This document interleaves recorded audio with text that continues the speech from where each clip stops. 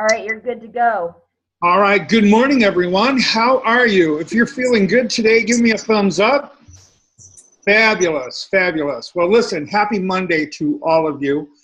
I'm glad you've chosen to join us here today, and want to do a little review with you today.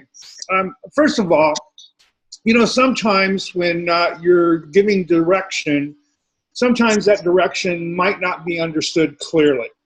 And so I want to apologize to every one of you if you weren't clear on your 5-minute exercise. Okay, the 5-minute exercise was to, 1, give your welcome, do your earn the right, do the with them, set up the learning. It was just the introduction, just to get you started. Now, some of you went way off. You started talking about F18 and all of that. And here's the thing I want you to be really clear on. The reason I want you to focus on how to get on the merry-go-round is so that everybody gets on the merry-go-round with you. Engagement is the key thing. So if we start off and we are talking about ourselves, then we talk about F18, then we talk about the industry, then we talk about all of these things erratically, it's hard for the learner to follow us. Does that make sense? If it does, give me a thumbs up. Okay, great. So I want you to practice getting on that merry-go-round. So here's what I'm going to ask that you do. Number 1, I'm going to ask that you give me another 5 minutes. We're going to eliminate the ones you sent me. A couple of you were on target, pretty good. But a lot of us were kind of misunderstood the directive. It's just learning to get on the merry-go-round first off. Once we learn to get on the merry-go-round, then we can start getting involved in content.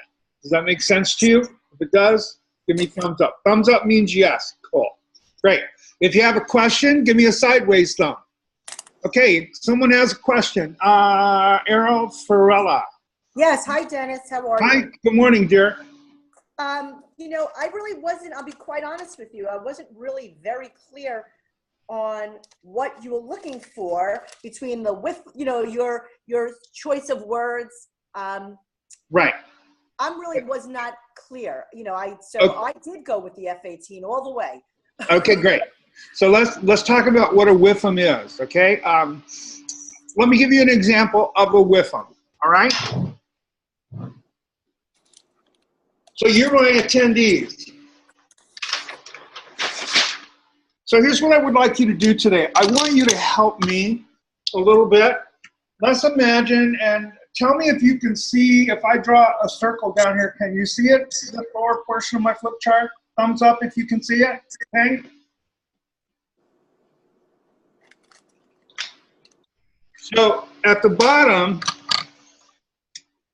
we are here. This is us. And up here at the top is mastery.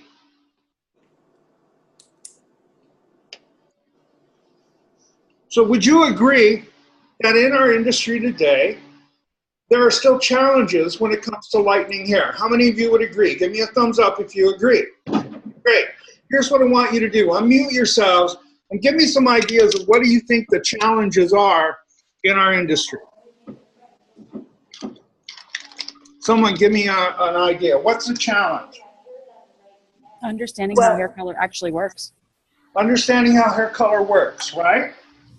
So how color works. Okay, what else is the challenge? They don't. Pardon me? Keeping the hair healthy while Okay. lightning. All right, so condition of hair. Can we put that? Condition of hair? Knowing the difference between pale yellow and gold. Yes. Client consultation, actually getting exactly what they want to be understood by both people. That's why I always say a picture says 1,000 words. Great. Consultation. I'm just going to abbreviate up here. Anything else? Knowing where the hair has been. How about understanding the different types of pigment in hair? Would that be important? Yes. Yes. Okay, so understanding color in hair.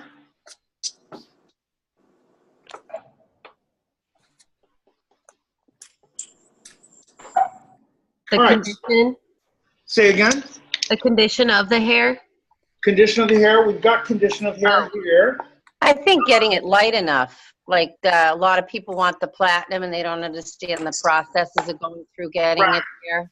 So knowing where pale yellow is, right? Right. Great. And also, how about understanding the difference in lightening products? Yeah. You think that's important? Right.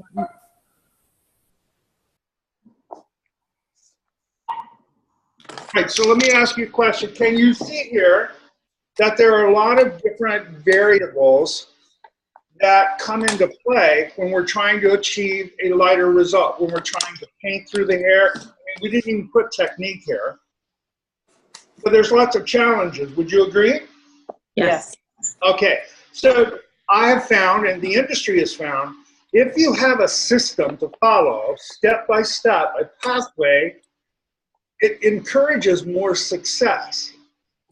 So today, if I can show you a step-by-step system created by Formula 18 that will allow you to do proper consultations, understand how to address each hair type, and predict success every time, would you be interested and be willing to stay with me for the next 2 hours? If you are willing to stay with me, give me a thumbs up. Okay, I just gave a WIFM. What's in it for them? I'm going to give them a system. I'm going to give them the F18 system, step by step, all of the things that are there that will help predict success every time. Because we know identifying where pale yellow is, we can use our toning shampoos to help determine whether we're at pale yellow. We know, you all know this, yes? If I'm looking at the hair strand and I'm not sure I'm at pale yellow, all I have to do is take the violet toning shampoo, 1 drop, wipe off my lightener, apply that toning shampoo scalp to end, and if all the warmth is gone from the hair, I'm at pale yellow. If there's still some warmth remaining in the hair, I'm not there yet. So then I reapply my lightener to that one section, and I let it process and check it every 7 to 10 minutes. Does that make sense to all of you? If it does, give me a thumbs up. So that's a WIFM. Does that help you? Well, I used a WIFM, but I used it pertaining to F18 because that was the subject. So Right. the WIFM was, what can this do for you? This is going to lift the hair evenly. This is going to give your hair great condition. So that to me is a WIFM, but the subject is F18. Right. But So here, am I wrong here? And maybe I'm just not understanding. no, you're not wrong, but it's just it's not in the place where it's going to be most effective. Here's what I'm trying to help you do first off, is I'm trying to help you facilitate the content. The content is the content. So F18 is an amazing product. F18 has all these benefits. But remember, people in your group are not necessarily going to be fans of your product.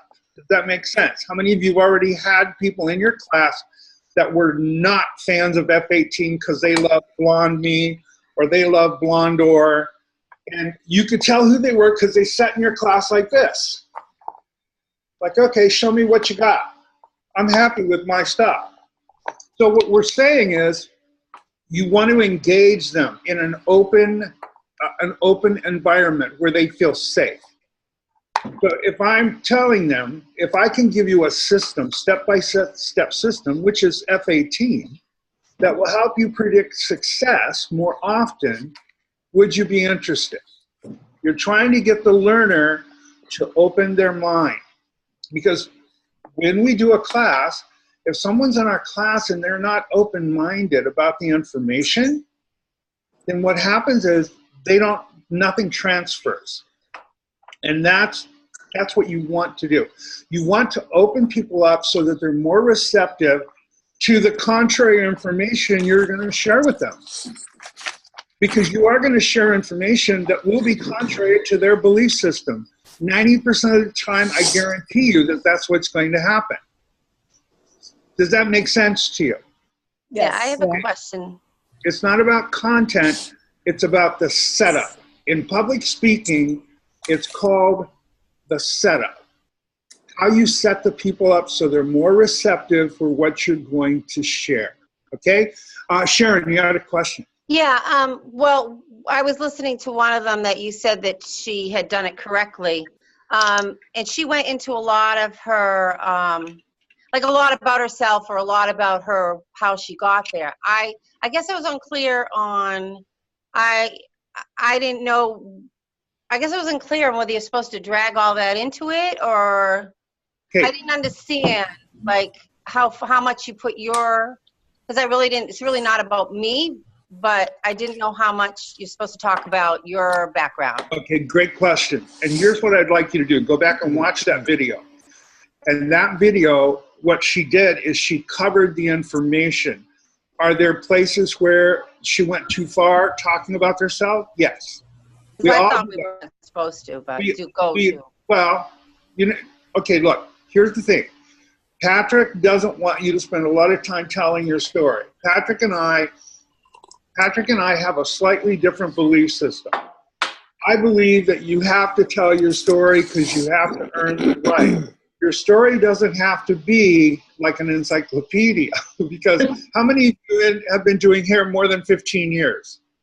Okay, so you understand, we have a big, thick book. Okay? How many of you have been doing hair less than 5 years? Anybody? Okay, you have a really skinny pamphlet right now. Does that make sense to you?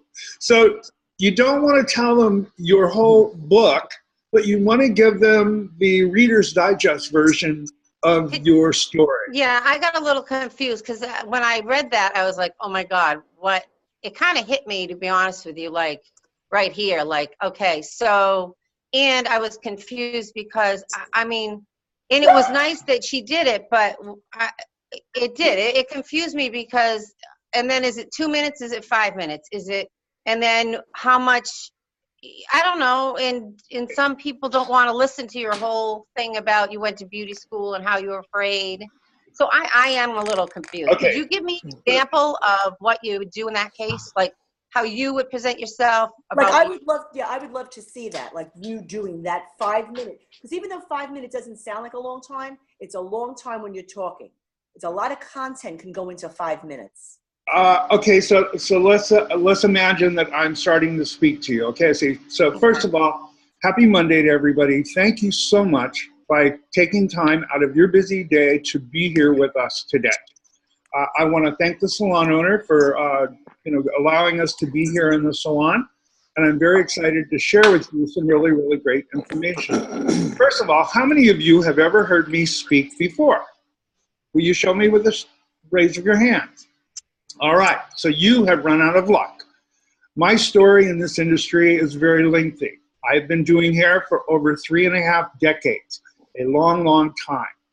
But one of the things that I struggled with, like many of us struggled with, is understanding the world of hair color.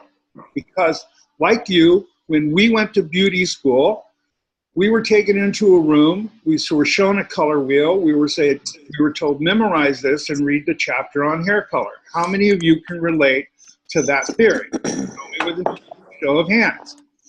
And so my experience in hair color was really just applying hair color to people that came into school.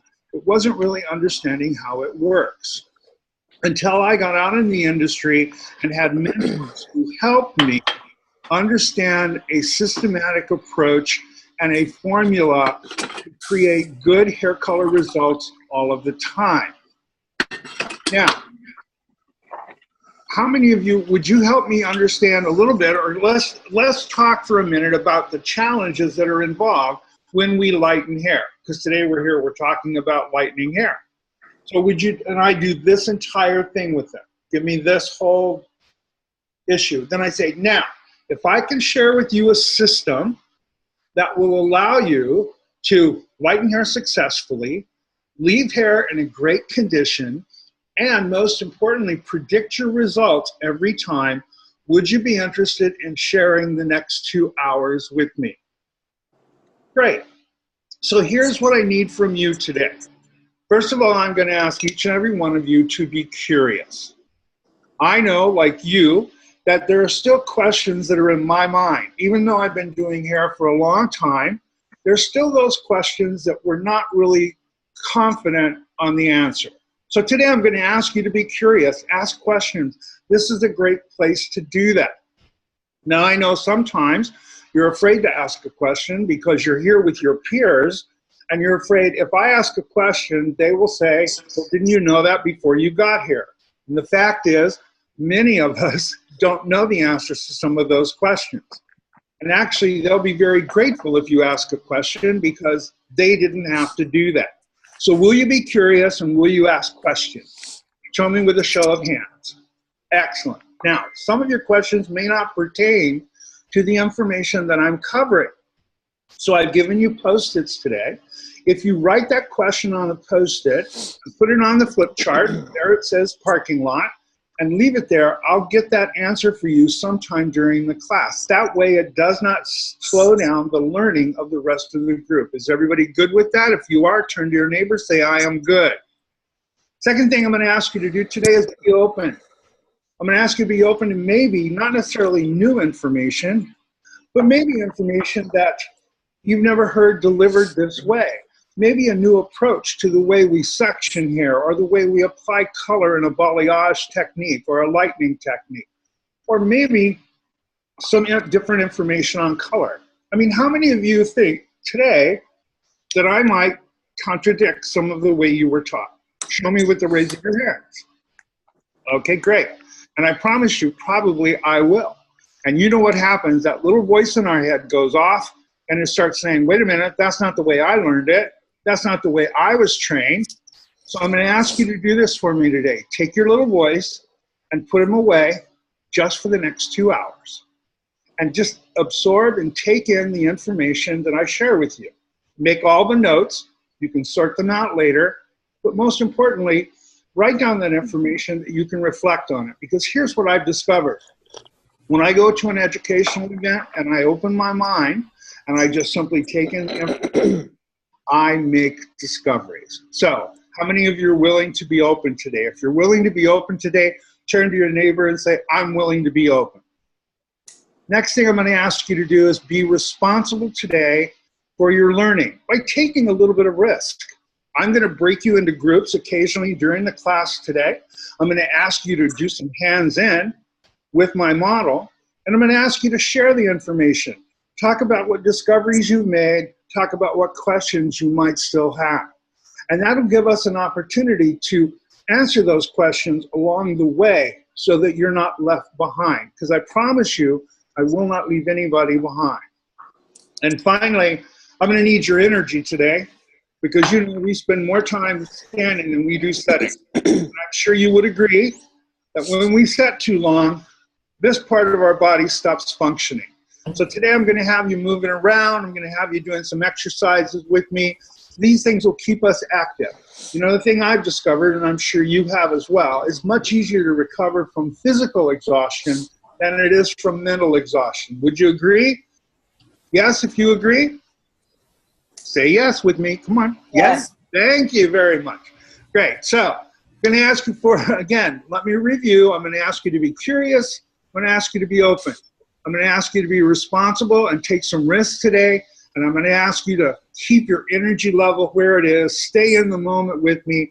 And I promise you, by the end of the day, we will have a great experience and we'll make some major discoveries. Is everybody good with that? Yes? Yes. Let's begin. Okay, so our ETR, our earn the right, is only supposed to be, that portion of it should only be 1 to 2 minutes, and it should segue into the WIFM, and the WIFM should segue into the code. Exactly. Okay. Exactly. Remember the glass of water I showed you in our first class? It should be seamless. What else did you notice that I did in that opening? You asked a lot of questions and got them engaged from the get-go. High five to you, girl. Absolutely. I kept them engaged, asking them questions, asking them to agree with me, asking them to show me raising their hands, asking them to show me with, turn to your neighbor and say, I'm in. That's what we call a state change. And that keeps the group involved with you. It keeps the class moving. How many of you have been in a class where people just talked at you? Mm-hmm. Right? And probably in the first 5 minutes or so, you shut down because you're going, okay, I don't want to be, talked at. So what this is carrying on that conversation, carrying on that interaction. In the 4 quadrants, the way that people learn, which we will get to later, the first quadrant is called the why quadrant. People want to know why they're there. That you earn the right. They also want to take ownership of the class. That's the second half of that quadrant. Where did I have you take ownership of this class?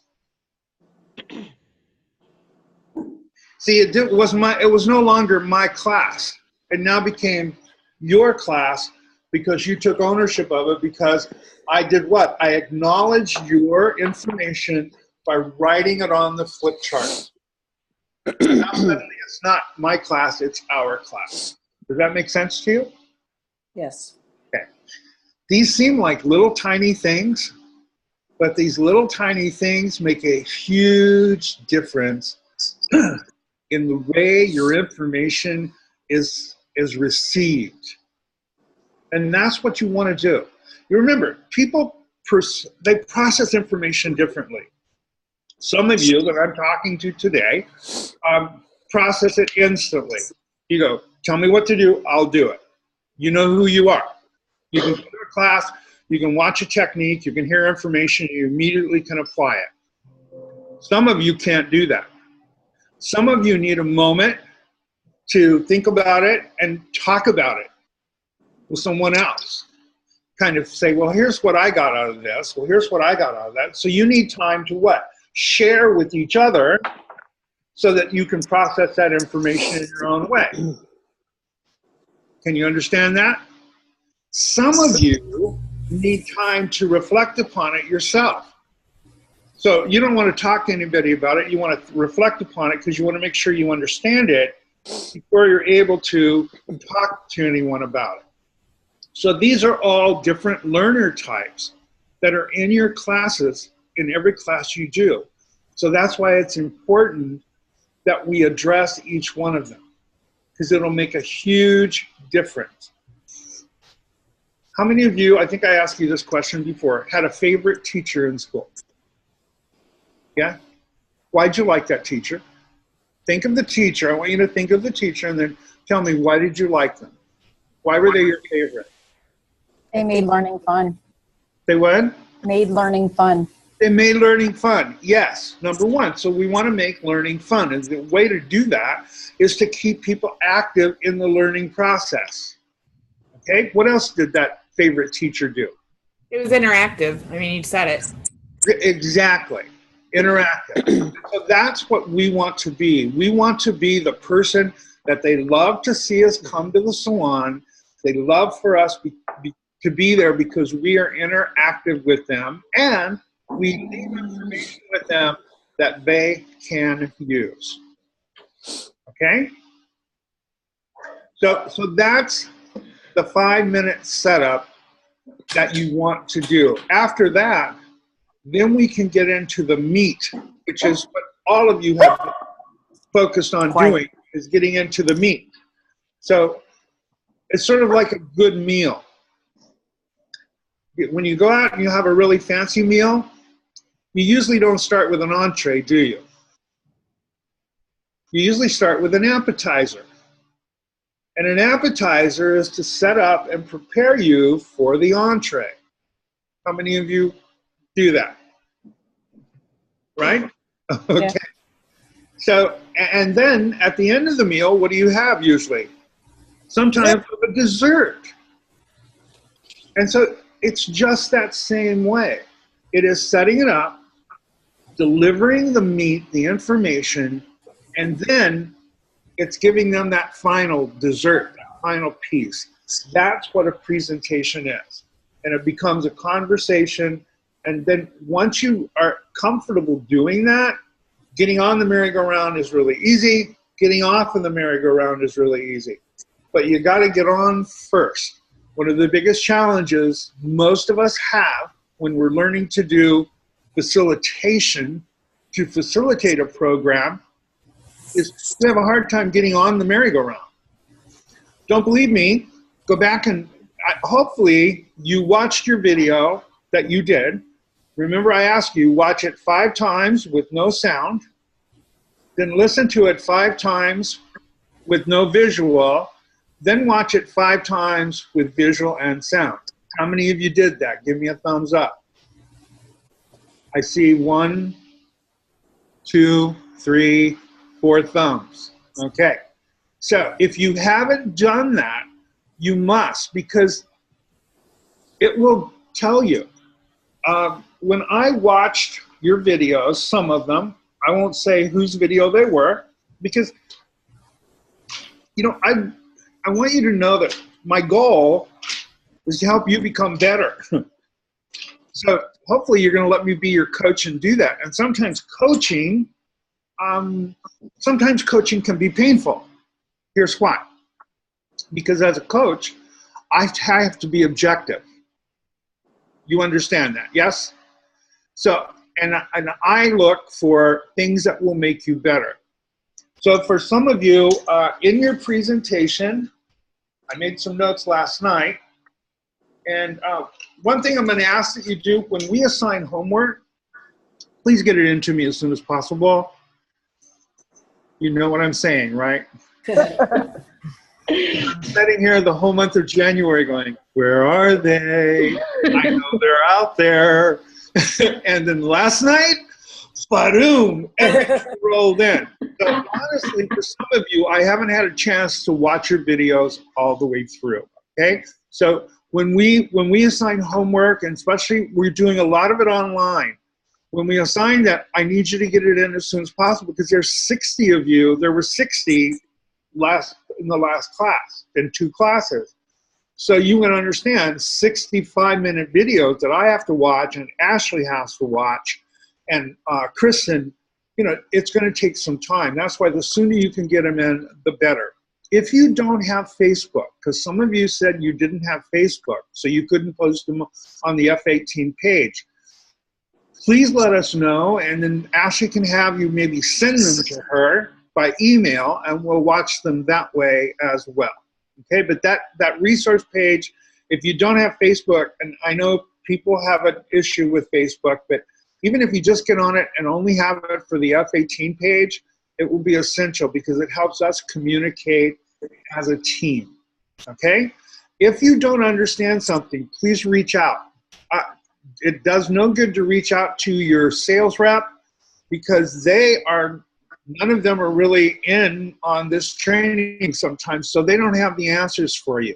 But I promise you that Ashley or Kristen or myself can give you the answers if there's not clarity on what the homework is that we need you to do. Okay, Sharon, you had a question? I understand better now. There was a lot of, I don't know, maybe it was me, but you know, it was a lot of confusion as far as how I was to, it's hard talking in front of a computer at yourself, you know, sometimes too. Believe me, I know that. To me, it's like, yeah, and I'm the worst critic because I look at it, and I did look at it, and I listened to it several times, but I guess I don't know. I don't know. And I've been doing it for so long that I guess wasn't comfortable going into all my background, or at least somewhat of it, because I have, you know what I mean? Sure. I don't want people to feel that, oh, you know, I mean, after a while or a little bit, get like, oh God, you know, because it depends on your audience who you're talking to too. They might sit there and go, oh God, you know, she's done this, she's done that, or she knows this. And so I understand better is what I'm trying to say. So I was trying to draw a line between that and this, and okay, it is about F18. So I'm like, you know what? Do you understand what I'm saying? I was a little bit unbalanced as far as numbers. Here's the thing that happens. Many people it's difficult for them to talk about themselves. Okay?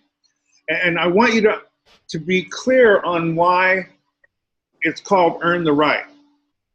It really is showing them that you are just like them. See, earning the right doesn't always mean talking about all your achievements. Earning the right, okay, Karen, you've been in my classes, right? Mm-hmm. And in my Earn the Right, I talk about my first hair color nightmare. Oh, okay. Okay? Evelyn Espinoza. Karen knows the story. Your best friend's mom. How come? My how come best your, friend's How come mom, your best friend who I- didn't do her hair? Well, because I talked better than he did. And I I ruined guess her I hair. just didn't know the fine line about like that. Exactly. Okay, so you're So, supposed so it is, it's helping you to relate to the group. Right. In fact, when I talk about my classes, when I talk about a product and I say there's lots of people who could use this product, I don't do it that way. I say, I'll tell you about my story about my client, Myra Rosenzweig. Myra Rosenzweig has hair that's finer than mine. Okay, and if you're looking at me on the camera, you can see it doesn't look like I have much hair. I do have hair, trust me. Okay, I used to tell before I was married to my wife, I used to say when I wet my hair, it disappeared. My wife was really nervous when I asked her to marry me because she thought when I got in the shower and I wet my hair, I would have no hair. So Myra Rosenzweig has very, very baby fine hair. But Myra Rosenzweig wants to be a redhead. As you well know, fine hair normally does not hold on to color very long. Yes or yes? Yes. Yes. Okay? It has a tendency to release the color prematurely because there's not much structure in that fine hair. So not only does Myra want to be a redhead, Myra also uses a 450-degree flat iron on her hair every day, not because she has curly hair, but because her girlfriends at the country club have flat irons, and Myra thinks she should have a flat iron. How many of you have clients like Myra? So what I've just done is now, you can see Myra. And so now when I tell you what I use on Myra, it's going to be more familiar to you because you have already identified in your brain the client you have that's like Myra. Does that make sense to you? Yeah. So when you set up your story, I set up my story with names. I tell them about the client. And the reason that I do that is so they can identify with that client I'm telling them about, and they can say, all right, I now can take what you're about to share with me and use it on my clients in the salon. What about the struggle with gray coverage? Should you mention that? Oh, yes. Yes. I talk about, when I talk about... That's the word, that's the one that I've struggled with all these years. Right. I talk about how to address gray coverage, in my classes so that people understand that if you don't understand what makes hair gray and you don't understand the nature of gray hair, you're not going to always get success with gray coverage. And so it's about setting them up so that information transfers. Now, for talking to a camera. Yeah. Put a clown in the back. Talk to her. Oh, talk to her. I have her. I set her right above my screen. Oh. And so I'm not talking to a green light. I'm talking to a face. So when I'm doing a recording and there's nobody visually that I can see, I put her up. I put her on the tripod, the lowest position. I set her on the table just above my screen, and I talk to her. And I have I have three others here on my table right now. And if I want to do a group session, I put all three of them up on small tripod. So I'm talking to a group. And it makes a huge Yeah. Well, I think too, when I've done it in the past, the hardest audience to talk in front of are the ones that like you, or people that are in your group that are training with you. like me. Like you. No, but I mean, you know what I'm saying? Like it's I think if you can block, like I can block out the fact of all that because it's easier. For me, it's been easier to when I go into a salon and talk to people. You know what I'm saying? What I'm saying? I understand. Then making sure you're sitting here doing everything you're supposed to do, and you know what I mean?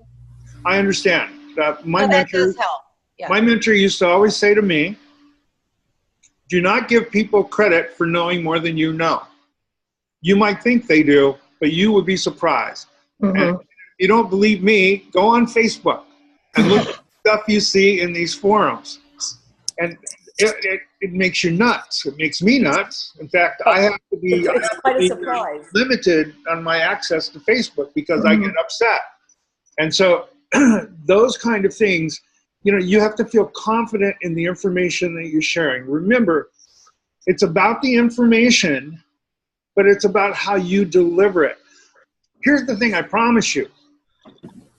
If you develop good skills at delivering information, your talent could be mediocre. They will love you, and they will want you to come back over and over and over again. Now, I'm not telling you to stay at mediocre. What I'm saying is that They like your personality. that's the reality of life. Exactly. So here's what I would like to do today. After we have any more questions, I want to share with you something my mentor shared with me many years ago, and it's called the 8 Secrets.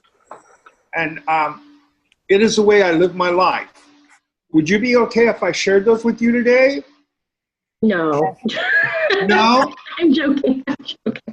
Because it makes a difference, when we say, how do people become successful? What's the difference between a successful person and a person that's not successful? And believe it or not, there are some characteristics and behaviors and practices that make the difference.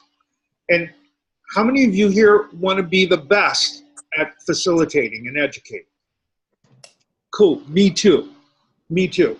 So the only way we can do that, it's about another pathway. It's to have a pathway that we can follow and stick to it. And you'll see as I go through these things how they make a huge difference. Now, these guidelines are known, but sometimes we forget. My mentor used to always said, more often than not, we need to be reminded and not taught. See, when you go to a class, you go, oh yeah, that's right, I forgot that. That's right, I forgot that. Because, the human brain is like a colander. Hey, you guys all have a colander in your kitchen, right? It's got holes in it. So some things stick, some things go straight through. So we have to know that it's important, repetitive information, repeating ourselves, reminding ourselves, that kind of information is going to help us grow. And believe me when I tell you, facilitating is different than just having talent behind the chair. I'm sure many of you have been to educational events where the person was highly skilled, but they couldn't talk to you. They couldn't deliver the information.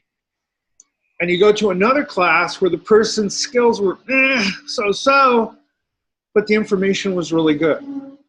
So our goal is to get both at that high level.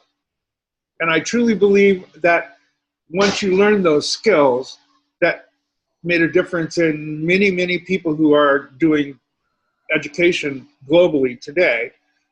Those skills will help you.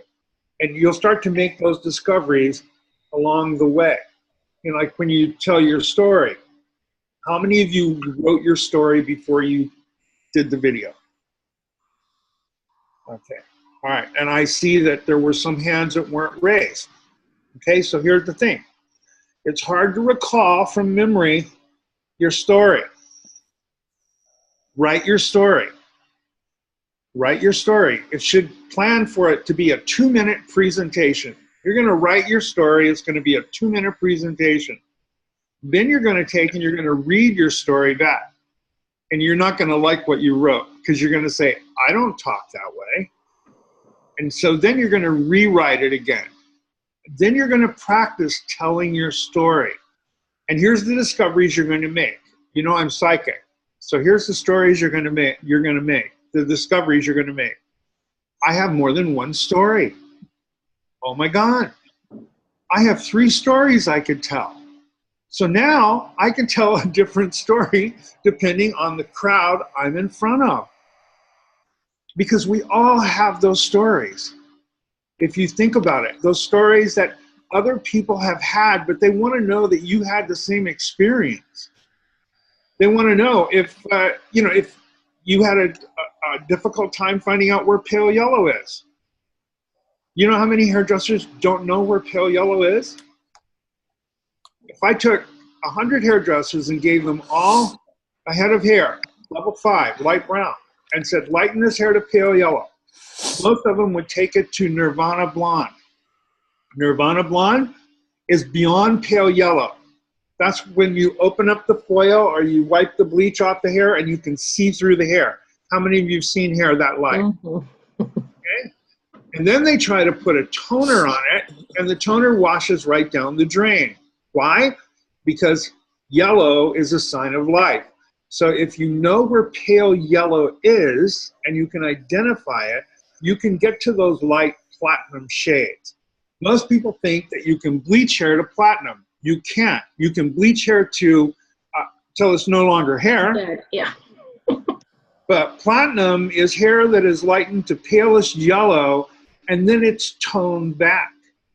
And sometimes creating platinum requires putting in a base color. Once you get it to pale yellow, the way I learned to do platinum hair from the guy who created platinum blonde was to take a hair lightest to palest yellow. Then I went through and I would flatten that tone out. I would flatten it out using something very, very extremely light gray or some tone like that to get rid of any yellow in that hair at all. And then I would put my platinum toner over the top of it.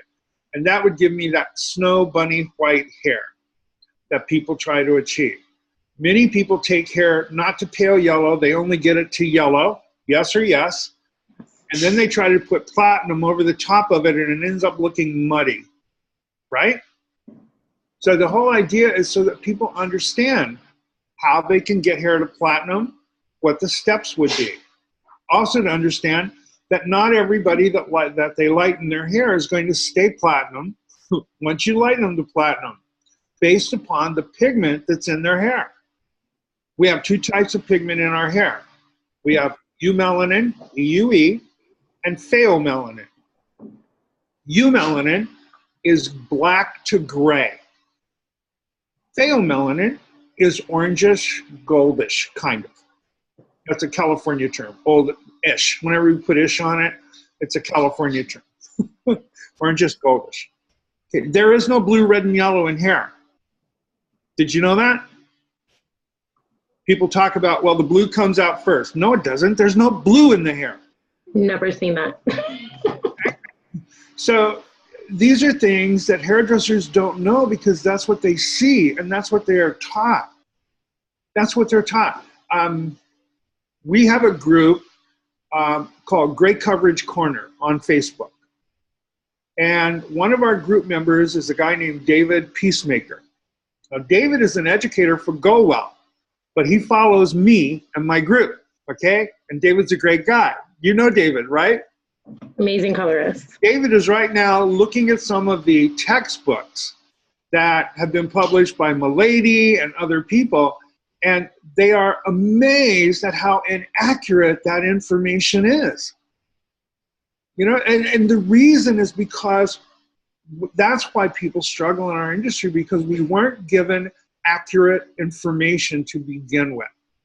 And so when you go into a class and you help people understand that clients that have a dominance of pheomelanin in their body, okay, you can tell that by looking at their hair. When you separate the hair between your fingers, if the hair has a lot of reflect and it's warm tones, that's one indicator. Then you can look at the eyes, the iris, the ring around the iris. If it's a darker ring, it means it's going to be more difficult to lighten.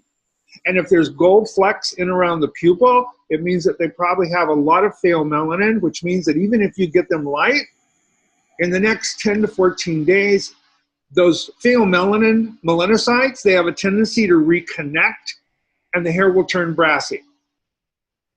That's why we're not big believers in naked highlights. Some people say, well, I just bleach it and I don't tone it. Not a good idea. Because when you lighten hair, you swell the hair 22.5%. So you have a swollen hair strand. If you leave that without putting a toner on it, as your body secretes sebaceous oils, if you could see them in a bag, they look like chicken fat. They're yellow looking. Those sebaceous oils wick out onto the hair strand and they will turn the hair they will turn the hair brassy in addition to having pheomelanin. And that's why you have clients where their hair won't stay cool. It fades to brass. And if you look at their eye color and their hair color, you'll find that that's probably the reason. Do you know how many hairdressers don't know that? Tons. How many right now have never heard that information? Pheomelanin in the eye. Okay, thank you, Charlene. Thank you, Jessica. Okay, thank you, Erica. Okay, now, if you've ever had challenges lightening someone's hair, you say, why do they just hang up and they don't get lighter? Look at the outside ring around their iris. If it's really dark and strong, probably because they have a strong concentration of pigment, it's going to be very difficult for you to get them lighter. This is information that will empower salon professionals. And if you're the ones that have the information, amazing. They're going to love you. Okay? And that's just helping them. That's nothing about F18, is it? It's just about understanding how the hair works. And it also helps you. How many of you have done a class already and encountered a head of hair that you couldn't get it as light as you wanted to? Anybody? Okay. So now you go back and rethink about what was the eye color like, what kind of hair were you working on? Those things help you to understand why, number one, if you're trying to get it extremely light and you didn't know that, you may not be successful. And what do you think that does to your credibility to the people in your class? They blame you. They go, you couldn't make it work.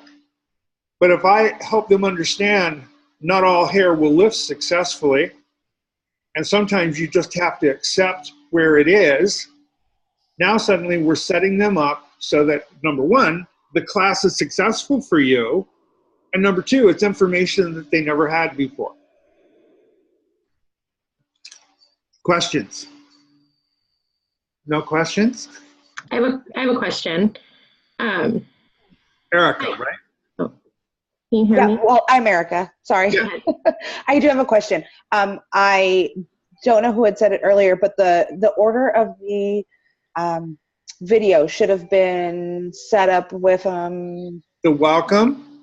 okay. Okay, the welcome, the acknowledgement in the welcome, thanking the salon, then the earn the right, then the with them, then the setup of the learning.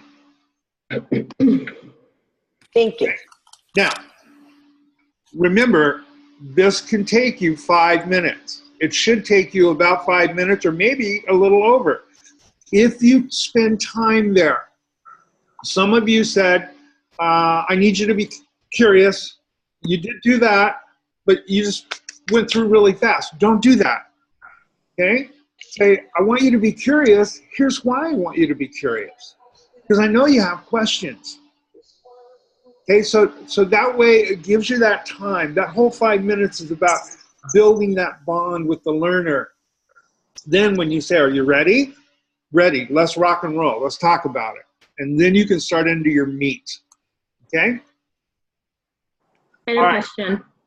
Okay, who had a question? It's Araz. Hi. Yes, hi. How are you, hon? I'm good. How are you? I'm good. Okay, so my question is this. As we all know, our industry is all about blonde, blonde, blonde, blonde, blonde, and how to get Asian hair and Middle Eastern hair blonde. Now, I understand what you're saying, that sometimes we just have to accept what is.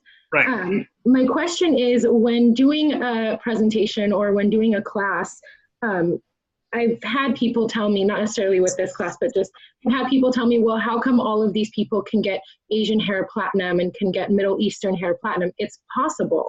So how would you actually address that? Because I know that it's possible, but the hair is shot and it's not going to hold a toner. But what would be a good way to actually get them to understand that what they're seeing on Instagram is not reality? That is my challenge behind the challenge. Right. Yeah, we're all challenged with that because of Photoshop, because lighting and photography is, that's what people are looking at. That's why clients will bring you in a picture that is, has been Photoshopped, that it's not an unfiltered picture. But here's what I always say to them. My mentor always said to me, you can do anything to hair once. Ah.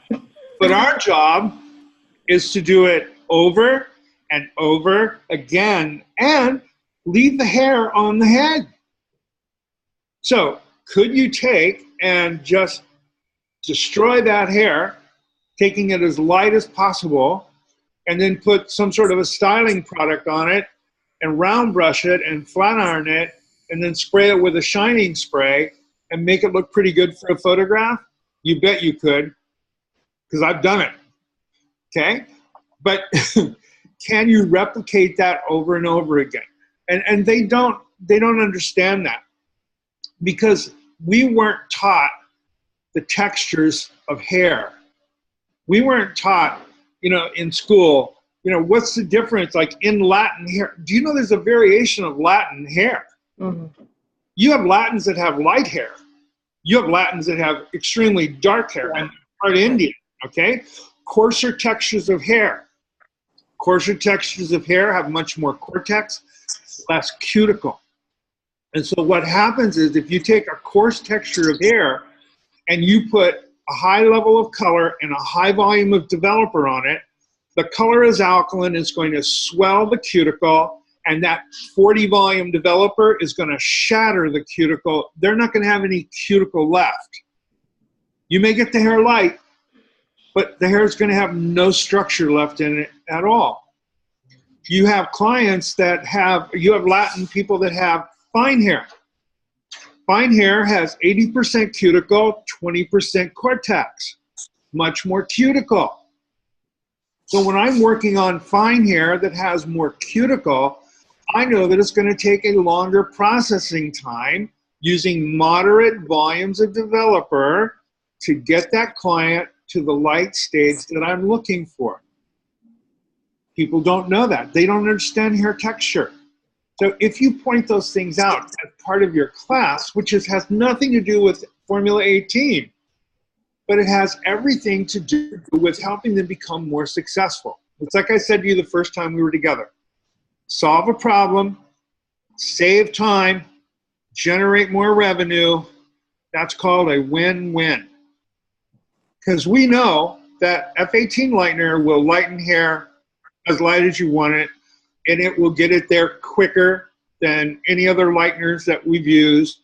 We know that the product will protect the hair because you're using the plant-based additive in there. It's helping to protect or buffer the process during the lifting process. We know all of these good things about our product. But if we can help people understand, here's the behavior. It has nothing to do with product. Here's the behaviors that you implement. And then you add in our great product, it's a win. It's a win. Can you see? Errol, is that how I say your name? Errol? Yes. So, Dennis, I mean, one of the most important things when you're lightening hair is the consultation. And you as a professional, you know how much you can lift that hair, what that hair is capable of. So right. I have no problem telling somebody that this is your limits. You have right. limits. Right. And that's really what it comes down to, knowing the limits, because I don't care what you're using, it can only lift so high before there is no hair. You're right, Errol. Absolutely. And that's a message you have to pass on to our fellow professionals, because remember, some of them have never been given that information. Remember, in beauty school, they didn't teach us how to connect with people. They taught us how to cut it off, roll it up, paint it on. They didn't right. teach us how to create a relationship. And as a professional, you need to let them know, this is what I'm telling you because I know I am the professional. Right. I know you want this, but it may not be feasible for you. Exactly. And the communication is everything. Exactly. And so that has to be part of your message too. So can you see how it's not just the 10 things about F18, it's taking each one of those individual things and talking about how it applies in a real life situation. It'll make a huge difference in the way your presentation goes. Okay? All right, any other questions? Sharon, Yeah, you're sick of me, aren't you? No, I just Never. wanted to ask you this before, really quick. I've always watched my blonding, and I haven't had a lot of Asian, or really, a few. But and then I don't do this, but I've always found, like, it's got the built-in toner, that I watch it, and so I don't always I'll get it. I don't always use the toner. I'll just use the shampoo, the violet shampoo. And I've just found, and then if I do the express mask, but I don't know. I mean, is it wrong not to tone? I've always just like watched it and taken it off, and when they come back and see me, it isn't yellow. But there's I toner in haven't the had to. Is shampoo. that wrong for the hair? No.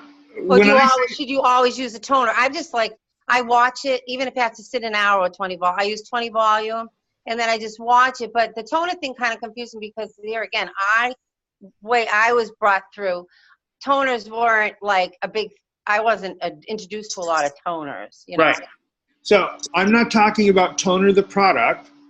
I'm talking about toner the process. So Okay. when you use a color-treated shampoo on the hair, you are in fact toning the hair. Okay. Okay. Thank you. I Yeah. have a quick question, actually. She brought up a good point. I've had the sales rep actually make a comment about how it's a toning bleach. It's just color. It's not necessarily a toning bleach, correct? Yeah. Okay. So let me figure out how to say this without you guys getting all crazy on me. We have coloration in our lightener, and many manufacturers do. Most coloration has nothing to do with toning the hair. Many of those colorants are used as desensitizers. One of them is a derivative of chamomile, so it desensitizes the scalp, but it's blue in color. But it does, but we believe in our world that the bleach tones the hair. So some things that is part of the story you have to come to peace with. And so me, as a person with a chemistry background, I have to come to peace with the fact that some people believe that the blue and the bleach will tone the hair. It will mask you seeing where pale yellow is. That's why if you get to where you think pale yellow is, you need to wipe that lightener off to make sure you see it. But I would never tell people in a class that the blue doesn't tone the hair, because they truly believe that. So I would say to them, we have blue in our lightener as well, like everybody else, like Blondor, like all of them. And I leave it at that, because some things, when you are representing a company, it's part of the company's story, you have to find a place of peace, even though we know that the toning ability of that is very minimal, if it is toning at all. It'll last for a day or two. That's why using the toning shampoos are important to use. Are you guys okay with that? When I did my certification class, I kind of didn't really say it was a toning shampoo. I just kind of said it was a really efficient lightener. Yes. That it got through the gold and the yellow to pale yellow really efficiently, even on dark hair. Right. I mentioned that the powder was a blue violet, but I didn't say it toned. I just said it was very efficient. Right. And that's really, thank you, Karen, for that. And that's a very smart way to do it, because the company's story is that it's a toning lightener. Mm-hmm. So you have to live with that. That's part of the story you have to tell. Even if your belief system is different, you must live with that. Okay. So Jackie, you spend too much time with me outside of company represent. So you know my real feelings on that. Mine too. Yes. There's nothing wrong with that, but a huge amount of people believe that really does work. I mean, there are people who still add color into their bleach because they think they get a bleach in tone. And it's like in 7 or 8, 10 seconds, the color's gone. It only happens at the goal. So that's the way I would address it if somebody asked that. I would just simply say, How many of you love blue lighteners? We have one, and I leave it alone and move forward, okay? All right. Any other questions? Yes, Ashley. So do you want us to redo our intro video? Mine didn't upload, and then I got one to upload. I redid it this morning, and so do you want us to redo it again? I would like you to. I've not seen yours yet. Would you just, if any of the things we've discussed are things that you can go back and clean up, would you do that? And that way then Ashley and I have a fresh start to see these things. And, you know, it's for those of you that have never done a presentation, it's going to take you some time. So don't get upset if it's not perfect. You know, we just want to see where you are and how I can help you, how we can help you, you know, polish up your presentation. So you want us all to redo our 5-minute video and reload I would it? love for you to do that between now and our next training. Which is next week. Yeah. Don't we? Okay. Yeah, that's right. So Okay. that's exactly right. And that way then we can look through all of them, and then we can give you some, you know, effective. Here's the thing I would say for some of you, you guys, California, you guys, I want you to go back and listen to the videos you did, and how many of you said, you guys? I hate that, because they're not guys. There's girls in the class too. So we need to change that. Remember, people judge us by the words we use. So go back and see what kind of a word you can, like everyone, all of you. There's lots of substitutes that you can use instead of you guys. These are colloquialisms that we use. Sometimes it sounds cute or it's the way we are, but not everybody that you're in front of appreciates it. I'll give you an example. Anybody here from the South? Texas, Louisiana, Oklahoma, Arkansas? Okay, so y'all, I know y'all, I never knew y'all was actually a word until I saw it written, and it is actually a word.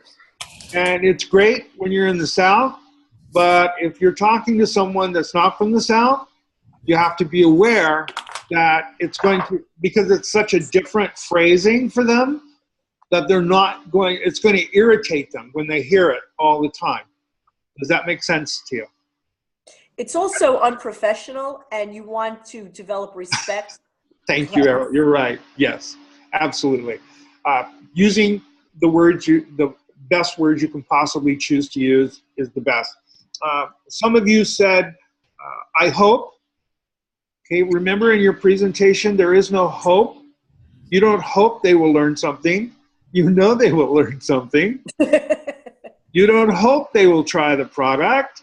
You know they will try the product, because at the end of your program, you're going to say, here's what I want you to do when you use this product in the salon. So eliminate the I hopes. I'm going to teach you. We don't teach anyone. People do not want to be taught. We share. Okay? Huge difference. If you tell someone, remember, you have 4 people in your audience usually. Did I talk about this before? You have the eager learner. They're the person that's in your front row. Then you have the graduate. They're the person that already knows everything, they think, and they came to see if you know as much as they do.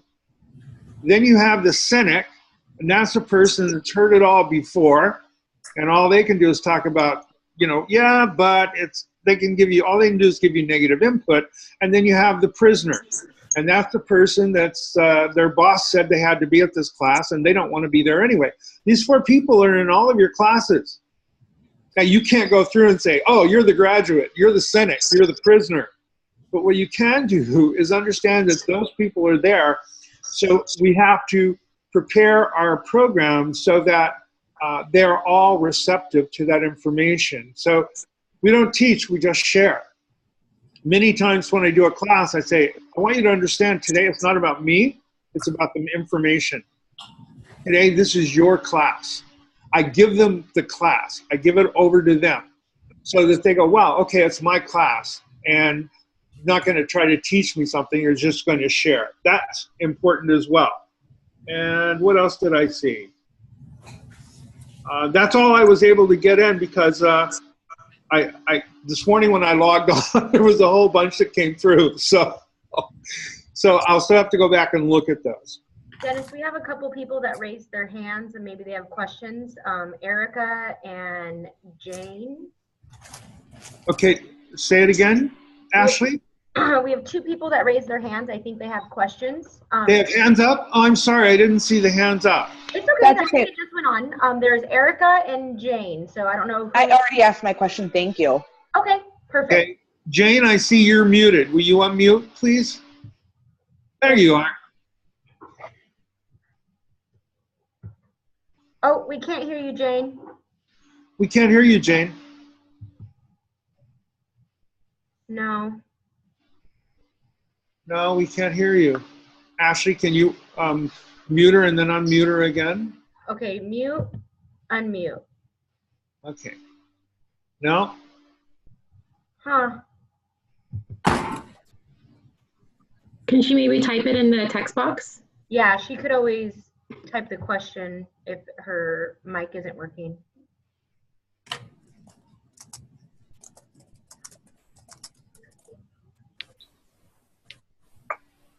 Jane, we still can't hear you, my dear. Do you want to type it into the chat box? Sorry. That's okay. Who said sorry? I did. I don't know why. I like to apologize for no reason. Oh, there you are, Ashley. I'm sorry it's not working for you is what I... All right. Can I add something, at least in my experience? Sure, Jackie.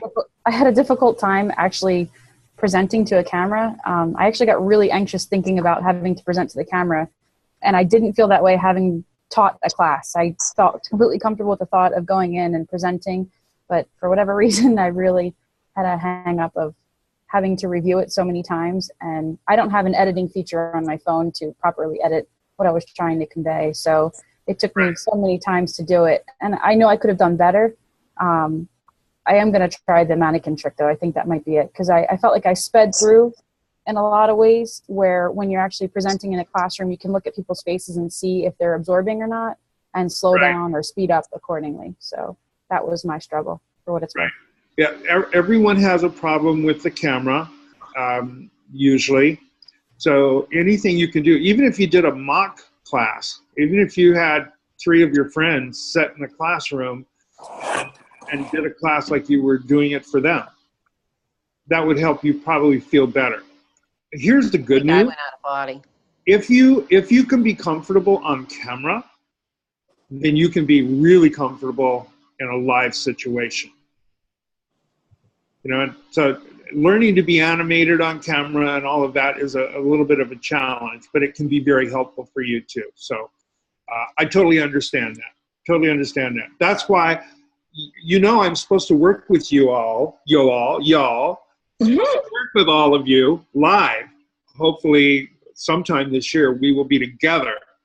And that's when I really want to be able to do coaching for you, because I can watch your body language.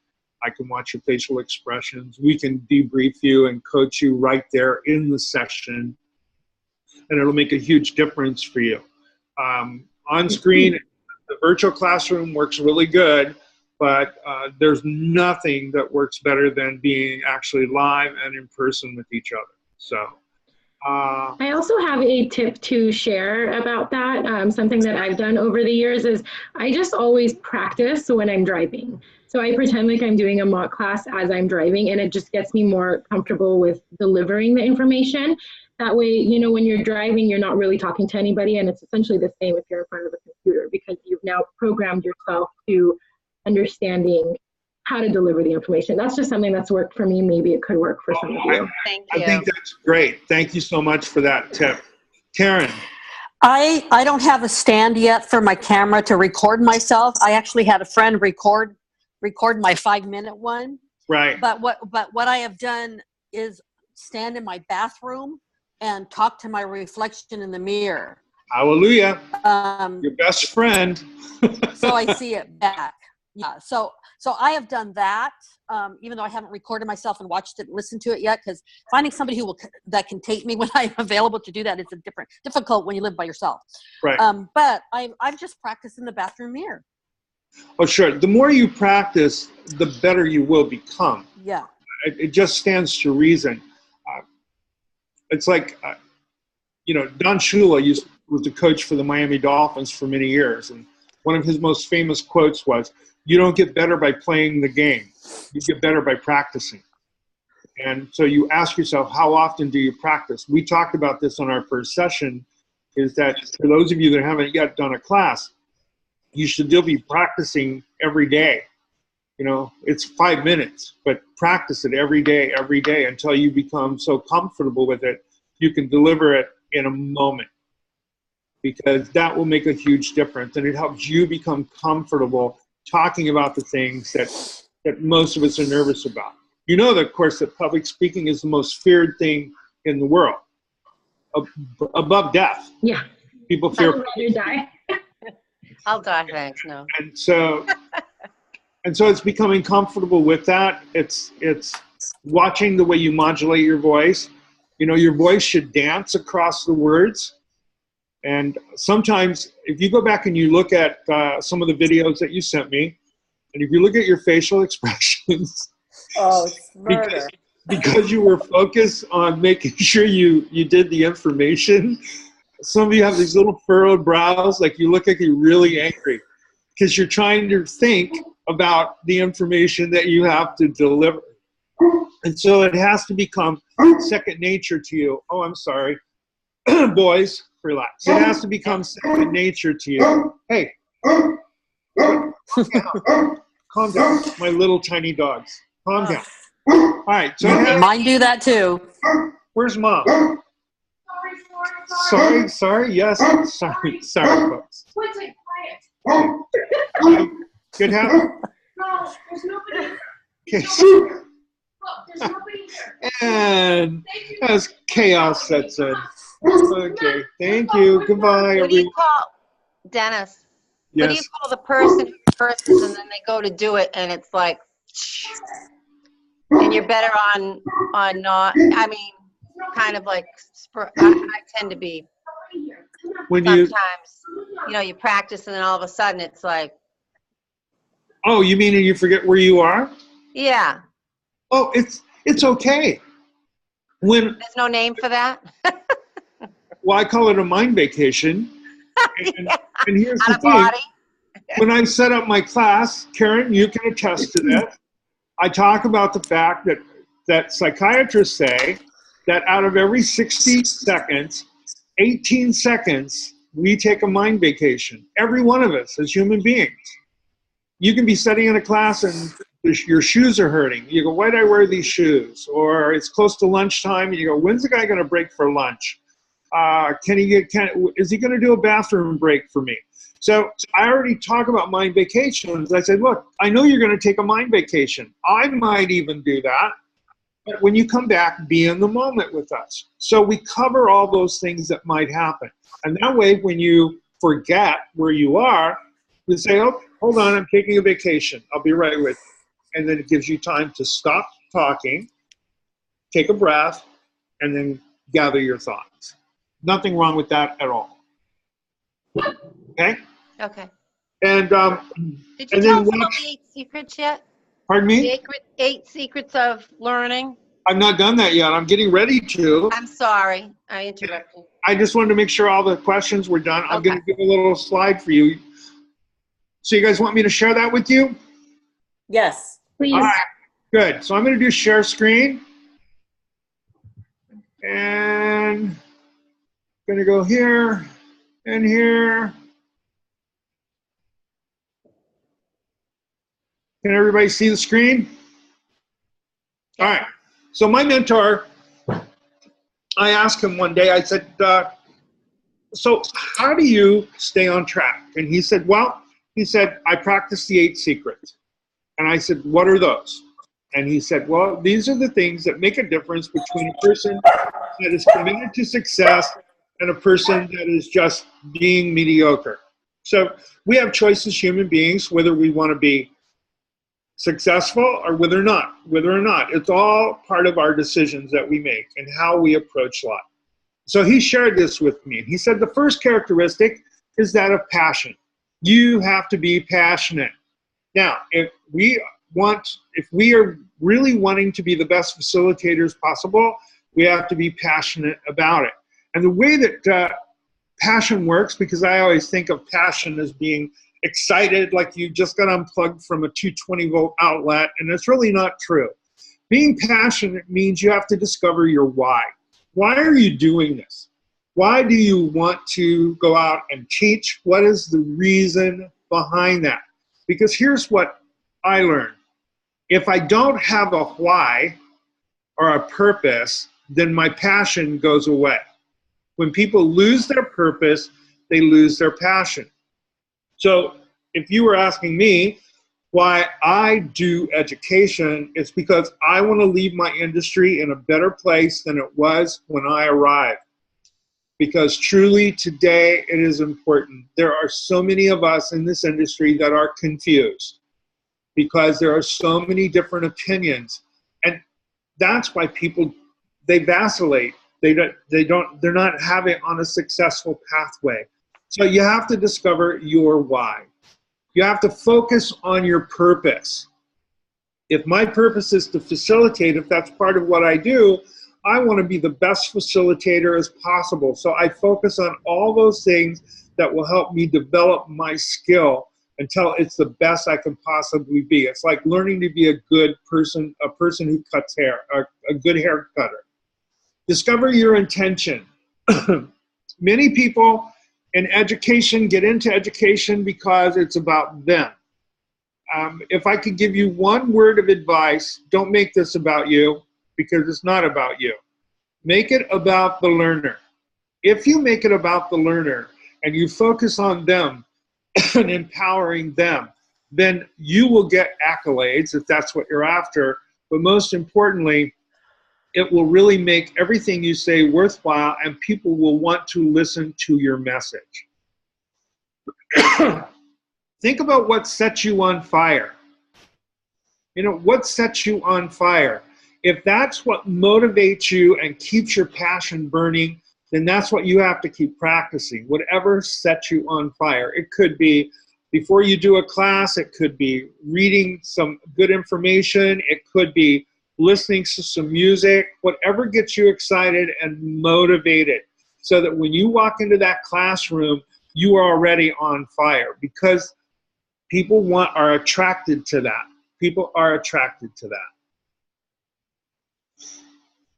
Now, you have to understand that sometimes ignorance on fire is sometimes more effective than intelligence on ice. Now, what does that mean? That means that sometimes people may not know what they're talking about, but they say it with such passion that we have a tendency to believe them. Have you been in classes like that? So you have to give them this information that is grounded, good, solid information, but you have to do it with excitement. You have to keep learning fun and exciting for the learner. Next is character and integrity. You got to have good character. You got to have integrity. My teacher tells the story, or my mentor tells the story of when he was buying his wife a car. And he went to the dealership and looked at the cars, and they got him into the sales room. And he was talking about price. And the salesman said after a while, he said, "Look, I can't sell this car to you for $1 less if my life depended upon it." He said, "Okay, that's fine." He said, "Well, I'll take this paperwork home. I'll look it over with my wife, and then I'll get back to you." So he got up and he was walking out the door, and the salesman says, "Hey, wait a minute." And he turned around and he said, "What?" He said, "Look, if you sign the papers now, I'll take another $1,000 off the car." And my mentor said to him, he said, "You know what? I can't do business with you." And he said, "Why?" He said, well, a minute ago you told me you couldn't discount the car another dollar if your life depended upon it. Now you're telling me if I come back and sign the paper, you'll take $1,000 off. He says, I have a feeling that if I walk 50 yards further away, you'll take another $1,000 off this car. So to me, your integrity is not true. And he says, because I can't do business with you, I can't do business with your service department because they associate with you. And because I can't do business with your service department, I can't buy any of my parts or any accessories from my car here because you all work together. All because of one person. And what does that mean? That means that people judge us on our integrity. We have to walk the talk. So if we're not walking the talk that we share, then we shouldn't be sharing that. And that's the thing that's very hard sometimes in our industry, is that we don't always walk or do what we teach. So it's very important that we do that. You know, doing something because it's the right thing to do without hidden motives.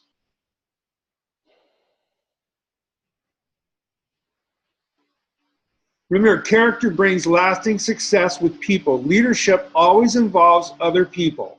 Followers do not trust leaders whose character they know to be flawed. How many of you would agree? Probably all of you, yes? And they will not continue to follow them. A leader cannot rise above the limitations of their character. People who achieve great heights but lack the bedrock of character to sustain them through the stress are headed for disaster. So we know that even people that don't have good integrity or good character will not be long lasting. In this business, I was taught years ago that if you teach people the truth, you will have a long career in education, because you never have to go back and try to figure out how to cover over the mistruth that you shared with them initially. Character is more than talk. Your character determines who you are. Who you are determines what you see. What you see determines what you do. Talent is a gift, but character is a choice. In fact, we create it every time we make choices. That is why I say to you, is that when you are sharing information with folks, or you're sharing a behavior or anything like that, remember, you have to think about yourself. People are judging you on your character and your integrity, and they make those judgments right out of the gate. Now, you can go back and repair that if you make a misstep, but most importantly, it's like you always have to consider, what's this going to do to my character, my reputation? What's it going to do to my integrity? I'll give you an example. Can I share a personal story with you? Can I do that? Yes? Okay. So I have a lot of friends in this industry. I have a lot of people who follow me with my company and have followed my education. I have friends in this industry now that have been reaching out to me, telling me about this amazing product that they want me to look at. But this whole thing has created a war on social media, this product. I can't even look at that product because of my reputation and my integrity. I have to stay away from it completely because of the people who follow me. Whether I would want to be involved with it or not, I cannot be, because there's too much controversy around it. People look at me as telling the truth. Okay, brand neutral, telling the truth. And so I cannot be involved in something where there's so much controversy. So I had to weigh out my relationship with these folks versus the reputation of my character and my integrity, and my character and integrity comes first. So you have to think about that sometimes when we're in this business. So character and integrity. Next, you got to have charisma. Did you know that charisma is a skill? How many of you knew that? Charisma is a skill. I wish I'd have known that when I was dating Sandy Delacour in high school, that charisma was a skill. You have to like people and people have to like you. Developing this skill set makes one more attractive, magnetic, and influential. My mentor always used to say to me, he said, Dennis, you have to become attractive. And I looked at him, I go, what are you telling me? I need plastic surgery or what are you saying? He goes, no. He said, you have to become attractive to others so that they're attracted to you, so that they want to be around you. You have to become magnetic. And when you do that, you become influential. People will listen to what you say. And so I've always practiced trying to, first of all, like people. If you don't like people, it's probably the wrong business for you. If you don't like people, you definitely shouldn't be teaching because you're dealing with people. But you've got to have that charisma, okay? Developing that skill set is important. Give people hope. In our classes, we always want to give people hope. The greatest of all possessions, if you can bestow that gift on others, they will be attracted to you.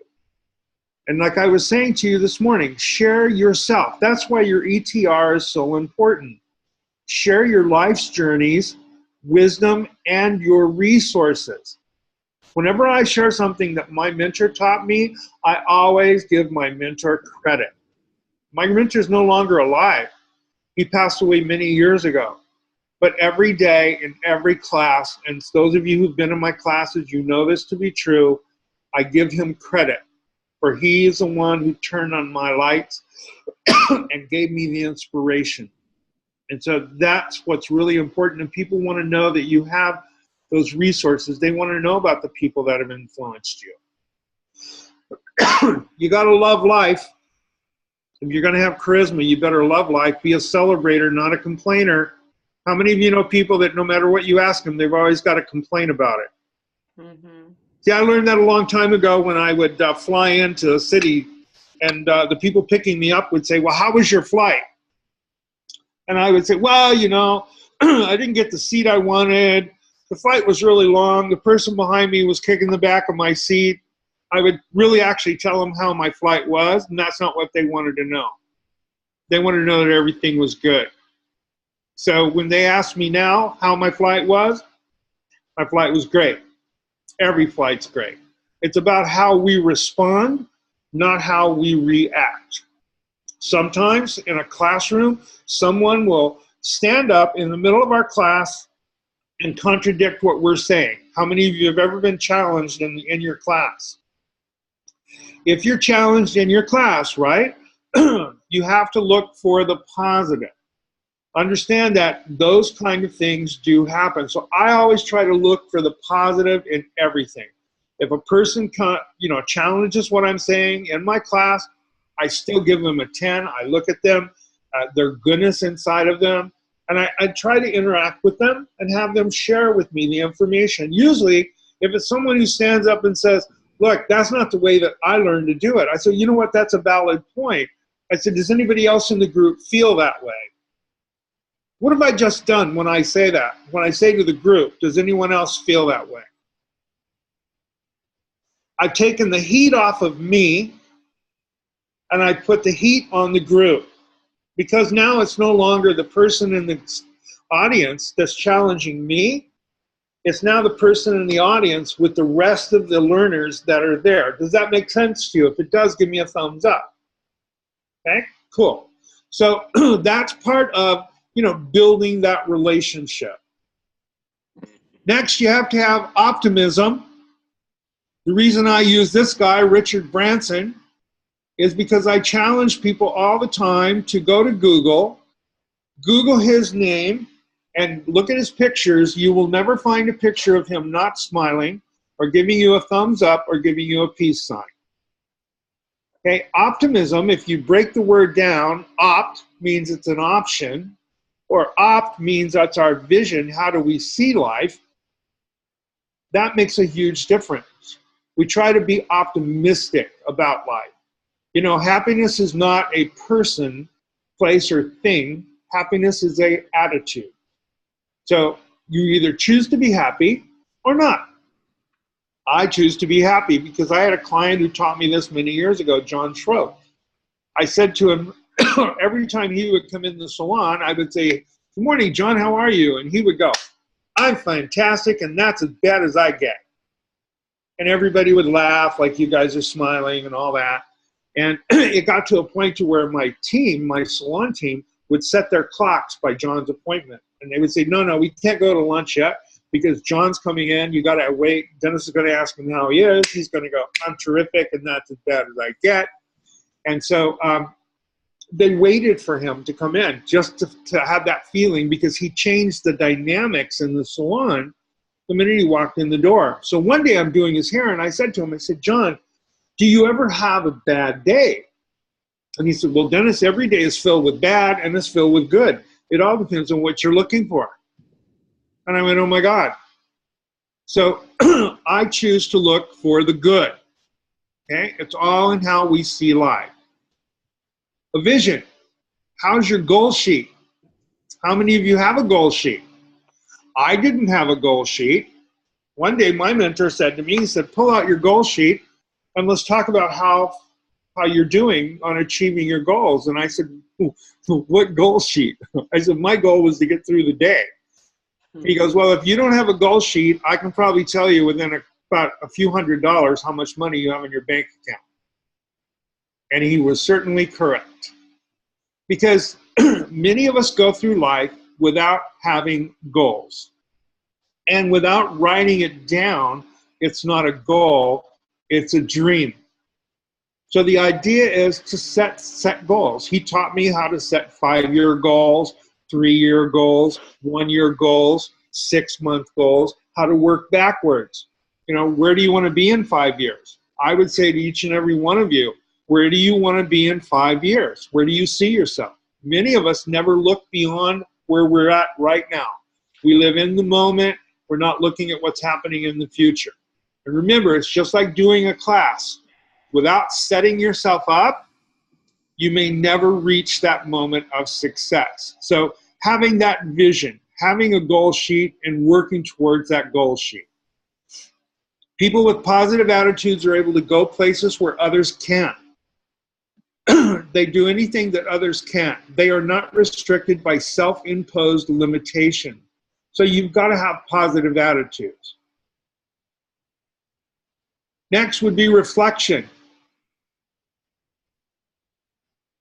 It's okay to take time to reflect.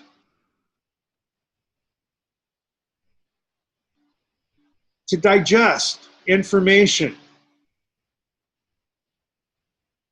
To reflect on that information that you just received. To review the information. To test the information. I always say when I take a class, I'm not going to go back the next day and use the new technique I just learned on the first live client I have in the salon. How many of us know people who do that? I paid $400 to learn that haircut, and I'm going to cut that on the first person. I don't care who it is. They're getting that haircut. I take time to test it. Every time we do a color class, we always say, practice this technique on your mannequin head at least 10 times before you use it on your clients. That way you're mastering that test, then you can apply it in the salon. I would say the same thing if I was doing a lightning class and I was demonstrating balayage. I would say, test this technique. Test it on your mannequin heads first before you start applying it on your client. So reflection would be another characteristic or part of that 8 secrets. Many of us don't take time to reflect. This was important, self-discipline. Self-discipline is key because doing the hard work, even when no one is looking. You know, that's the thing. Many of us don't practice. And we have to practice. You don't get better by playing the game. You get better by practicing. Raising your own personal bar. That's what self-discipline is. Be relentless. You have to be relentless in this business. If you want to get better, you have to be relentless. Great leaders always have self-discipline. The pain of discipline comes from sacrifice. The pain of regret comes from the easy road and the missed opportunities. Many times, we miss opportunities because we're not prepared. It's like I told you in the first class. Practice now. You may not have a class yet, but practice now so that you're ready. If you think of like people in the acting business, movies, plays, they don't sit around on their off time and do nothing. They're constantly practicing or learning between contracts so that they can be prepared. This guy here, Michael Jordan, one of the finest basketball players in the industry. One time, Sports Illustrated did a interview with him. And the reporter said to him, he said, "What do you do on your day off?" And he said, "Well, I do a lot of things." He said, "But every day I'm on the basketball court at least 4 to 6 hours shooting basket after basket after basket." And the reporter said, "Well, why do you do that? You're one of the best basketball players in the business." He says, "That's because every day from 4 to 6 hours, I'm on the basketball court shooting basket after basket after basket." Self-discipline is one of the weakest parts for most human beings. Because we judge ourselves on our intentions and we judge others on their actions. So I didn't intend to be lazy, but you were. I didn't intend to be late, but you were. So self-discipline. Next, about prioritizing. You know, we have to prioritize things. And here's the reality of it. As human beings, it's easier to do the easy stuff, isn't it, than the hard stuff? How many of you know people who avoid all the hard stuff, they want to do the easy stuff, and then they get really stressed out because the hard stuff is all they have left to do? We back away from that. My mentor always said, do the most difficult things first. When you do the hard stuff first, then the easy stuff is a bonus. Have a plan and work that plan. Very important. Prioritize. What's the most important thing for you to get done? I would say to you today, what is the most important thing that you think you need to do to prepare for our next class? One, you need to get your homework done, and you need to probably do it a few times so you can feel comfortable with it. But it's about prioritizing those things. Those most important things are the things we want to get done first. Have a plan and work that plan. Then you have to execute. You have to execute the plan. The biggest failure is the lack of follow-through. As human beings, we have a tendency not to follow through on a lot of things. I know you've been to classes, right, where they talk to you about how to deal with your clients, and they say, make sure you send them out birthday cards, make sure you send them out all, and we go back home and we start doing that right away. And then after about 2 months, we start slacking off. And the reason is because we have that failure to execute. We don't follow through. So follow through is very important. Even as a facilitator, it's important to follow through. When you do a class, do you call the salon back after a few days and speak to the salon owner and say, look, I just wanted to touch base with you again, and thank you so much for allowing me to be in your salon. Are there any questions that have come up over the past few days that I might answer for you now? How many of you have done that? If you haven't done that, think about what that does for you. That makes you different than any other educator that's been in that class. Because most of the people in our industry, many times, they go in, they do a class, they leave, and there's never any return contact with that salon. Just a moment. Just take one moment, give them a call, or even send them a text. I think a call is much more personal.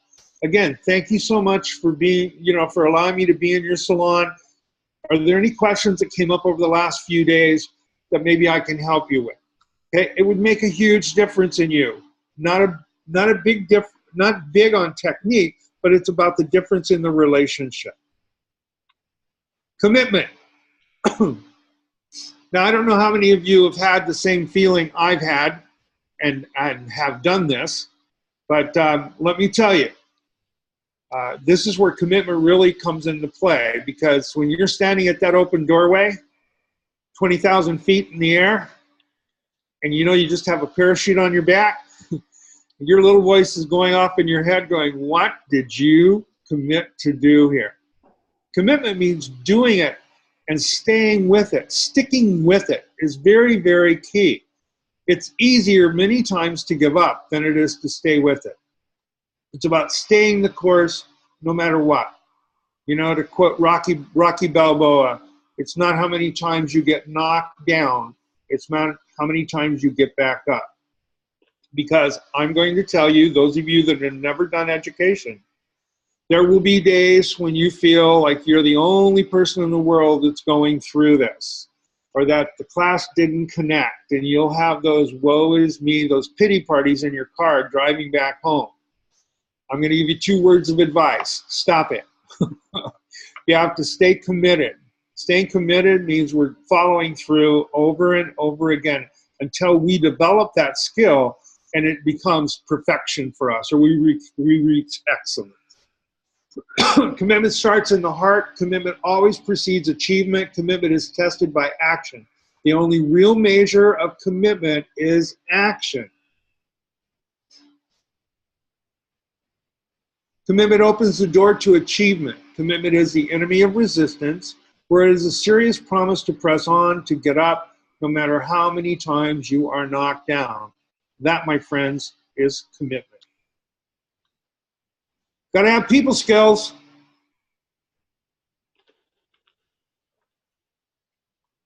You got to have people skills.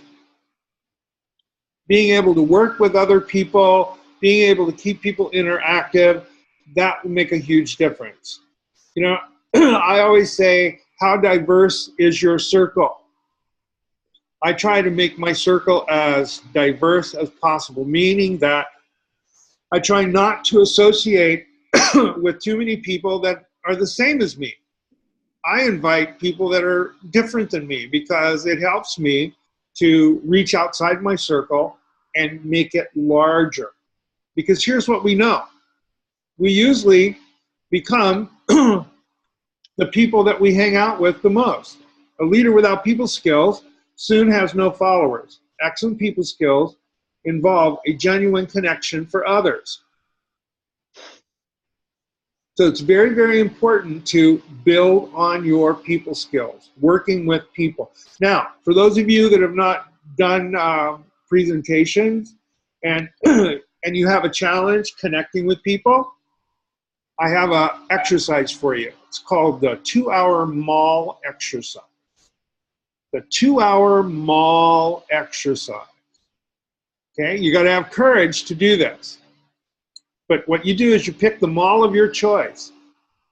You go to that mall, you walk in that mall, you have to stay there for 2 hours. And your goal is to meet as many strangers as you possibly can. People that you don't know. Just strike up a conversation. Give them your beautiful smile. How are you today? What a great day. And learn to connect with people who maybe are new to you, people that are strangers. All that's going to do is help you develop your people skills. Finally, the last is communication. Why do you think communication is the last of the secrets? Why do you think it's not first? It's last. Anyone have an idea? Because it's the most important. It is important, but it's the last one. Why do you think I put it last? Because you can't effectively communicate until you have mastered every other. High five to you, girl. Absolutely right. Communication means nothing unless you have charisma, integrity, passion, self-discipline, execution. All of these things have to be in place. Communication means we're speaking to someone versus speaking at someone. We also believe that you need to show the truth. The one thing I can share with you, I've been in this industry longer than most of you are old. And I'm still able to teach and share because I teach the truth.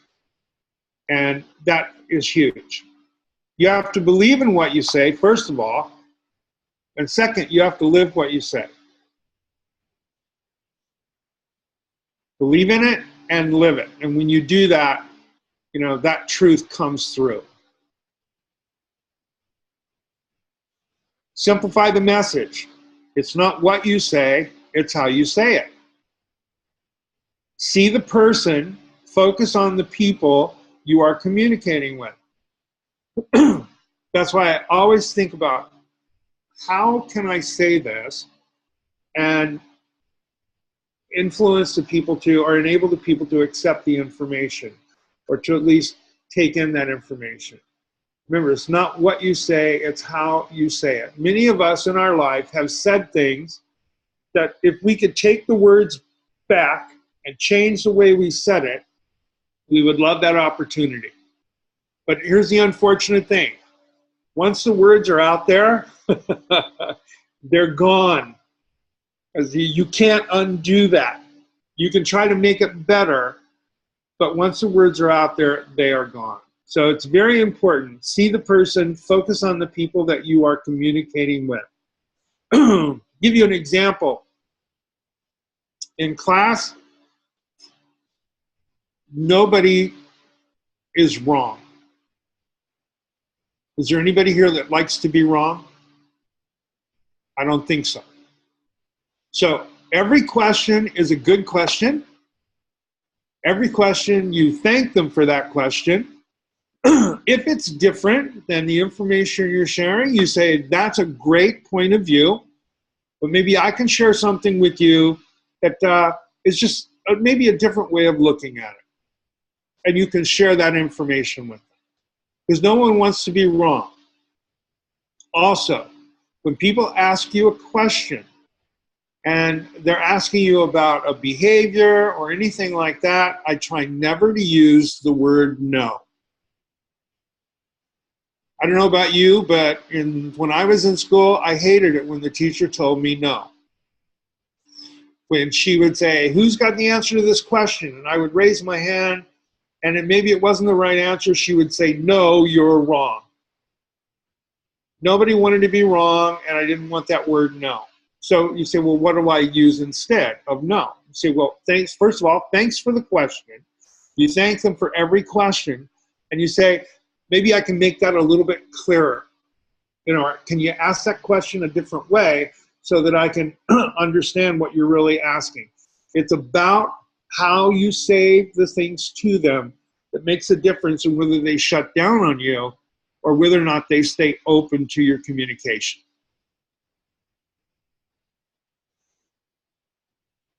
And that, my friends, is the 8 secrets.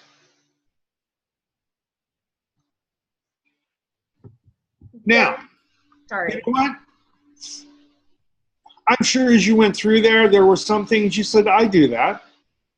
And then there were other things you said, well, maybe I don't do that. You don't have to live by those 8 secrets.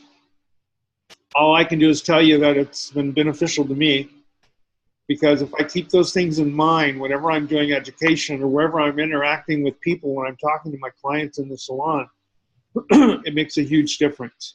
It makes a huge difference. And it's not always easy to live by all of those.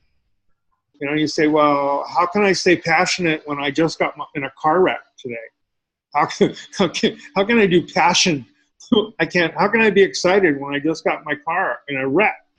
Well, you know, that's going to be difficult, but you look for the good. You remember, you know, people want to be around people that are happy, people that are, you know, people that are have a good look on life. They want to be around that. It's so easy for us as human beings to complain. We live in a negative world. You know that, yes? I mean, it's a negative world if you turn on television. It's a negative world if you're on Facebook. It's just the negative world we live in. And so if you are a beacon of light, if you are a beacon of positivity, I don't know whether that's a word or not, positivity, if you are a beacon for that, people will want to be around you. And you know what? It'll make it easier for us to get through some of those darkest days that we have, that we all will have in our future, that we all share all the time.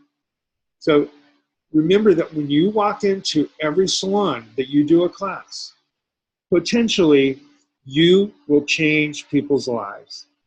Isn't that powerful? You have the potential of changing salon professionals' lives, whether it's introducing them to Formula 18, whether it's introducing them to toning shampoos or the Formula 18 complex, or whether it's showing them how to determine whether or not the hair is going to stay light, or determine how to identify where pale yellow is. All of those things can change salon professionals' lives. And I have to tell you, above and beyond everything, some of the most rewarding things that have ever happened to me in my career, one of them was a young lady, I was doing a class in Las Vegas, Nevada. I wasn't even on stage, I was in the audience. And it was a dark, dark ballroom. And she walked up and she grabbed my arm and she said, "You don't know me, but 10 years ago you did a class in my salon in Florida. And because of you, you changed the way I do hair color in this business. Because of what you shared with me, I'm a successful hairdresser." And with that, she walked out the door and left. I have to tell you, that's one of the biggest rewards I've ever had in my life. And you will have those, and you may, some of you have already done that. That is how powerful education is. You potentially can change people's lives. You can take a hairdresser that just graduated from beauty school and is confused because they're not given a path, a foundation, and they're struggling, trying to figure it out. And you give them a little bit of guidance, you will change their lives. They will stay connected with you for the rest of their career. That's how powerful education is. So I don't want you to take this casually. You know, if you really want to be successful at this business, you can change the industry. You can leave this business in a better place than it was when you got here. All you have to do is stay committed, stay passionate, and stay true. And when you do that, you win. So, it is 10:53. I am 7 minutes early. So, Ashley? Dennis, there was a question earlier that I feel a lot of people might benefit from. But Araz had asked if there's any way that whenever they post their video, their homework, if we could maybe give some constructive criticism. And Araz, I don't know if you want us to make that just public on the comment on the video or private message. I personally am okay with it being public. I appreciate any and all constructive criticism from you guys and fellow educators too, not just Dennis. Well, you know what? I think I would be happy to do that. Here's what I would ask.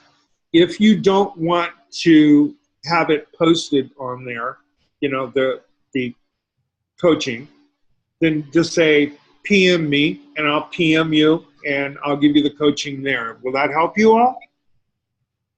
Okay, great. No, I'm absolutely, to you too. I am absolutely happy to do that for you. I want you to know, I love this business. I love this industry. It's been so good to me and my family, and it's been exciting.